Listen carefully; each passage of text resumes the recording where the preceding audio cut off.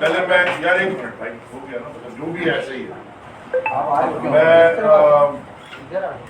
سب سے پہلے ویلکم کرنا چاہتا ہوں پاکستان زرعی صاحب کے رائٹس میں جمیل بھائی کو جمیل ڈاکٹر صاحب کسی تعارف کے محتاج نہیں ہیں.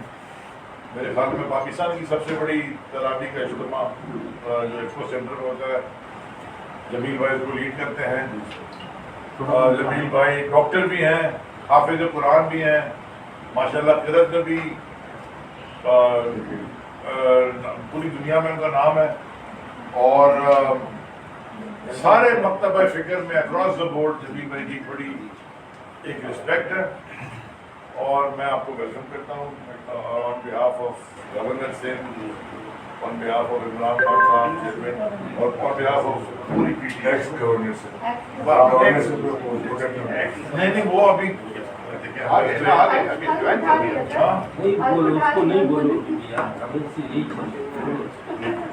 اچھا جی, ہم ابھی بھی عمران خان کو ہی پرائم منسٹر کہتے ہیں اور شہباز شریف کو پرائم منسٹر کہتے ہیں, تو ہمارے لیے گورنر سے نہیں ہے. ٹھیک ہے جی, میں 2-3-4 باتیں جلدی تھی.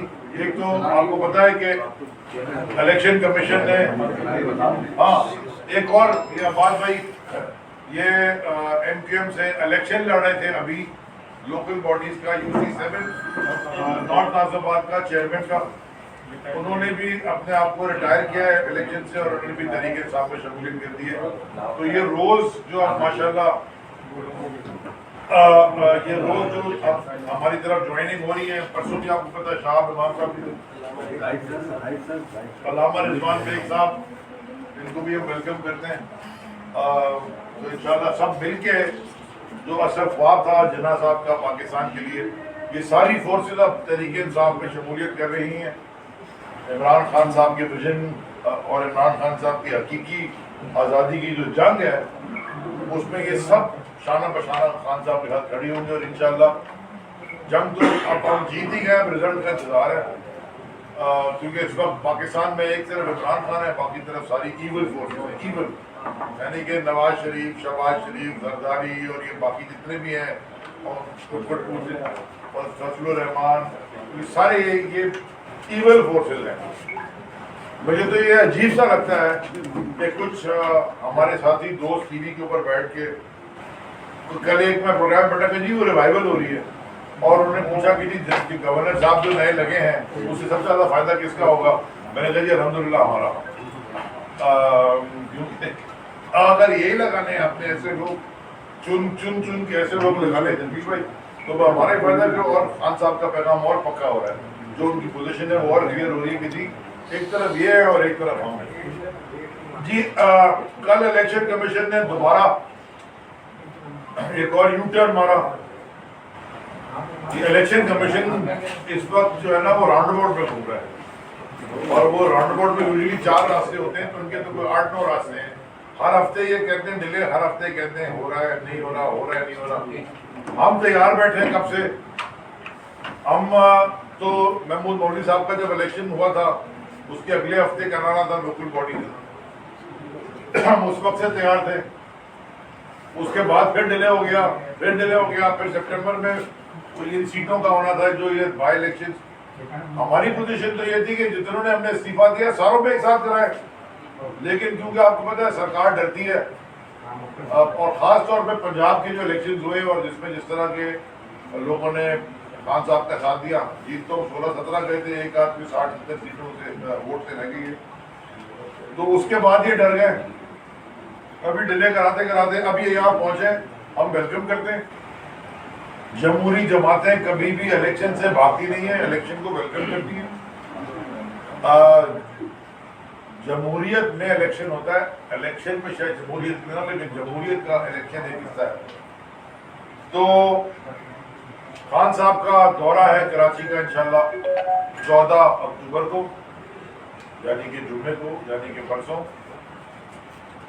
اور ایک عظیم الشان جلسہ منعقد ہوگا. دونوں کیونکہ کانسٹیٹیوئنسیز دونوں بازو ہیں, تو وہاں پہ ایک عظیم الشان جلسہ آرگنائز کیا جائے گا, اور دونوں کانسٹیٹیوئنسیز کی ایک کامن پوزیشن لے کے. تو آج ہماری ٹیمز وہاں گئی بھی ہیں, اور شام کو ہم بتا دیں گے ایگزیکٹ جلسے کی لوکیشن بھی. ہم نے پرمیشن وغیرہ سب کے ساتھ اپلائی کی ہوئی ہے, تو ہم جیسے ہی ہمارے پاس جو فائنل کنفرمیشن آ جائے گی ہم شام کو پھر آپ کو دوبارہ شاید احمد نے پریس کانفرنس کر کے جلسہ گاہ سے ہم آپ کو بتا دیں گے ہم یہاں جلسہ کریں گے.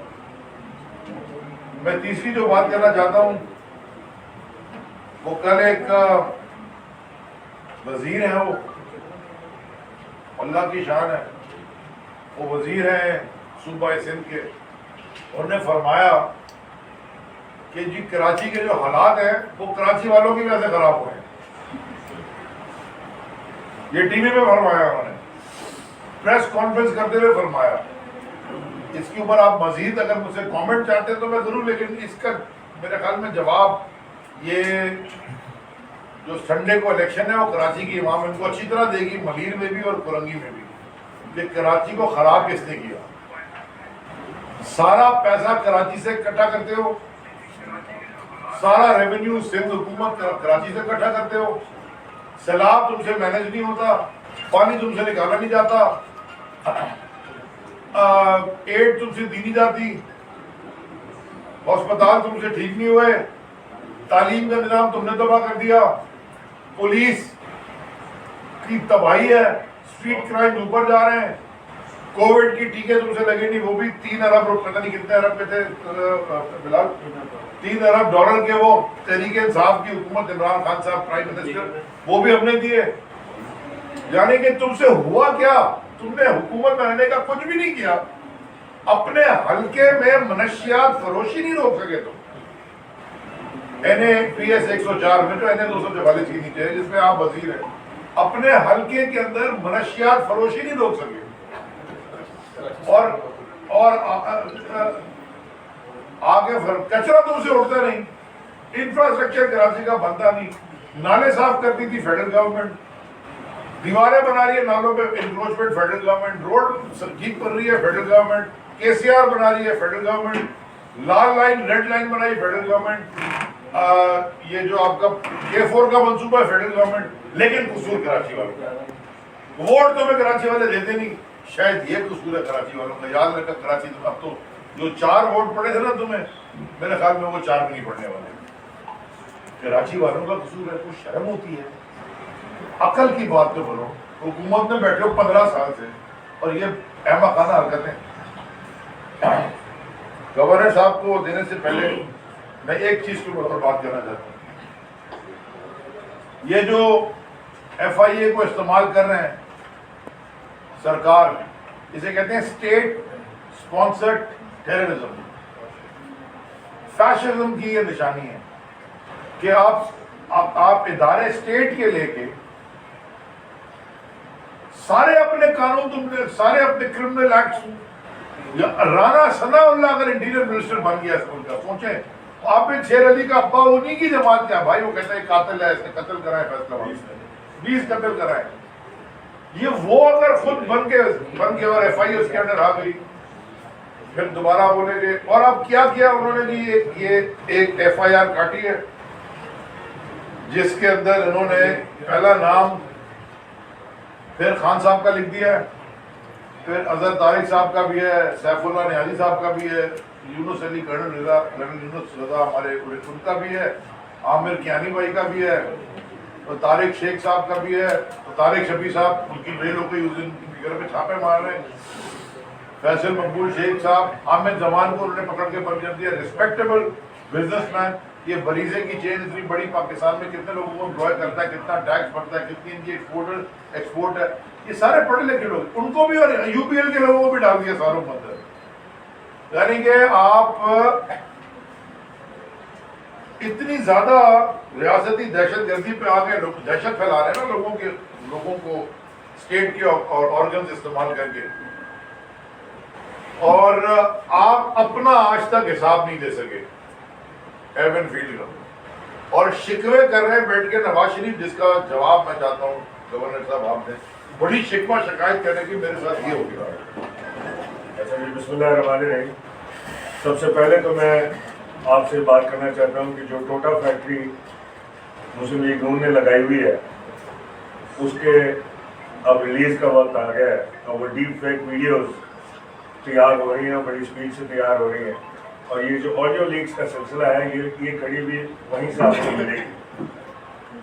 हम बार बार आवाम को बावर कराते रहे हैं कि ये जो ऑडियोज़ हैं ये भी जोड़ी जाती हैं, जो खान साहब डेमोस्ट्रेशन भी अपने जलसों में दे रहे हैं, और इसी तरह वीडियो टेप्स भी तोड़ जोड़ के मिलती हैं, जो आप अगर डीप फेक वीडियो के नाम से अगर आप सर्च करें तो आपको मिल जाएगी। ओबामा की भी है, क्वीन एलिजाबेथ की भी है, इस तरह की आपको मिल जाएगी।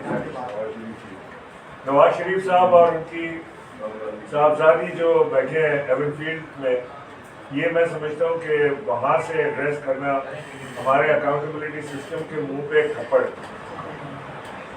वो एवनफील्ड जिसका उनके ऊपर इल्ज़ाम है, जिसकी रसीदें उन्होंने आज तक नहीं दी, वन पार्ट लेन का उनको नहीं पता कि कहाँ से आया, बाप का है, बाप कहता है दादा का है, दादा कहता है बेटे का है, बेटा कहता है पोते का है, मुझे नहीं पता, आखिर में कहते हैं मुझे नहीं पता।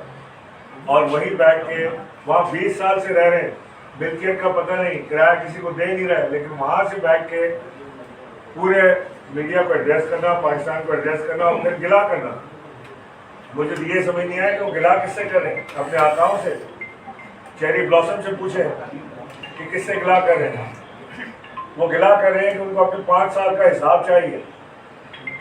मैं उनको कहना चाहता हूं कि आप अपने अगले 15 साल का हिसाब रखें। अब कुछ दिन जाते हैं, मैं ये आपको बताना चाहता हूं कि ये हुकूमत दिसंबर नहीं देखेगी, और ये सारी फड़ें जो नवाज शरीफ और उनकी साहबजादी लगा रहे हैं, ये अगले 15 साल का हिसाब करें अब, क्योंकि इमरान खान ने इनके ऊपर बहुत हल्का हाथ रखा। इमरान खान साहब ने कोई चीज़ कानून के बाहर जाके नहीं की जैसे ये कर रहे हैं, लेकिन अच्छा सबक इन्होंने हमें दिया चंद दिनों में कि किस किस तरह स्टेट की मशीनरी को इस्तेमाल करना चाहिए। हम तो शरीफ लोग हैं, आपके सामने 2 चॉइसेस हैं, नेकी और बदी, अच्छाई या बुराई, खुद चूज कर लें। अपने दिल से पूछें कि कौन अच्छा है कौन बुरा है, आपके सामने आ जाता है। आवाम को पता है, सबको पता है कि कैसे होता है। ये जो गवर्नर की तकर्री हुई है कामरान किशोरी की, जिसके लिए मैं कहता हूँ कामरान किशोरी से आई एम सॉरी, क्योंकि ये मजबूर कौमी मूवमेंट जो है ये उनकी चॉइस नहीं है, वो तो खुद बड़े मजबूर हैं, उनके अंदर फूट पड़ी हुई है। उनके वर्कर उनसे सवाल कर रहे हैं कि ये किधर से आया, कौन है, और उनके पास जवाब नहीं है देने को। महीना पहले उन्होंने दोबारा ज्वाइन किया, 1 हफ्ते के अंदर वो डिप्टी कन्वीनर बन गए, उसके एक महीने के अंदर वो गवर्नर बन गए, और मजबूर कौमी मूवमेंट के लीडरान बेचारे मुंह ढकते रह गए कि ये क्या हुआ, या इलाही हमने तो 5 दूसरे नाम दिए थे, ये छठा किधर से आ गया। किसकी चॉइस है अगर ये मजबूर कौमी मूवमेंट की चॉइस नहीं है?